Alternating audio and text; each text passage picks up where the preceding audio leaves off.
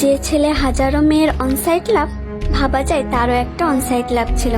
Jungkook বলেছে সে যখন class 8-এ পড়তো তখন সে নাচের জন্য আমেরিকায় গিয়েছিল।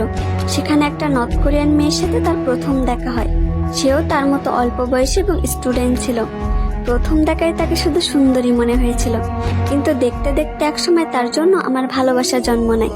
একদিন টিচার সেই মেয়ের সাথে আমার কথা বলতে বলেছিল, কিন্তু আমি ইংলিশ পারতাম না বলে সাহস করে আর কথা বলা হয়নি। তখন আমাদের জিমিন সাহেব বলল, যদি তার সাথে তোমার এখন দেখা হয় কিংবা ইংলিশ পারো তাহলে তুমি কি বলতে চাও? তখন আমাদের জাংকুক বলল, আমি তাকে আই লাইক ইউ বলতে চাই। শুধুমাত্র ইংলিশ পারতো না বলে সে সেদিন তার অনুভূতিগুলো প্রকাশ করতে পারেনি।